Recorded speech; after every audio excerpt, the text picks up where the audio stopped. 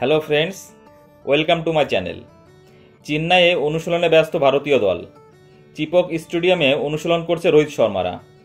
রবিবার সেই স্টেডিয়ামের দেয়াল ভাঙল বিরাট কোহলি। তার মারা বল লেগে স্টেডিয়ামের দেয়ালে গর্ত হয়ে গেল। নেটে ব্যাট করছিল বিরাট। সেই সময় তার মারা একটি বল সাজঘরের কাছে দেওয়ালে গিয়ে লাগে। সেই শটে এতটাই জোর ছিল যে বলের আকারে গর্ত হয়ে যায় দেওয়াল। সম্প্রচারকারী সংস্থার ক্যামেরায় ধরা পড়ে সেই ঘটনা। বাংলাদেশের বিরুদ্ধে খেলতে নামার আগে অনুশীলনে ব্যস্ত ভারত। দুটি টেস্ট খেলবে দুই দল, তারই প্রস্তুতি চলছে। এর মধ্যে বিরাটের এই কাণ্ড নজর কেড়েছে অনেকেরই। পাকিস্তানকে 2-0 ব্যবধানে হারিয়ে ভারতে এসেছে বাংলাদেশ। ভারতের বিরুদ্ধে এখনও পর্যন্ত কোনো টেস্ট জিততে পারেনি তারা। প্রথমবার পাকিস্তানকে টেস্ট সিরিজে হারানোর পর সে দেশের অন্তর্বর্তীকালীন সরকার বাংলাদেশের ক্রিকেটারদের পুরস্কৃত করেছে, যা ভারতের বিরুদ্ধে খেলতে নামার আগে সাকিব আল হাসানদের উৎসাহিত করবে। ভারত শেষ টেস্ট খেলেছিল এই বছর মার্চে। ইংল্যান্ডের বিরুদ্ধে ঘরের মাঠে খেলেছিল তারা।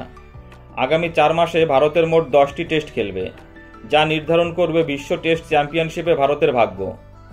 এর মধ্যে ভারতের মাঠে 5টি টেস্ট রয়েছে রোহিতদের।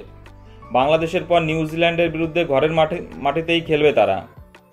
বছরের শেষে অস্ট্রেলিয়ার বিরুদ্ধে সেদেশে গিয়ে 5টি টেস্ট ম্যাচ খেলবে ভারত। বন্ধুরা, ভিডিওটি ভালো লাগলে অবশ্যই লাইক, কমেন্টস এবং শেয়ার করে দিও এবং চ্যানেলটি সাবস্ক্রাইব করে দিও। সকলে ভালো থেকো, ধন্যবাদ।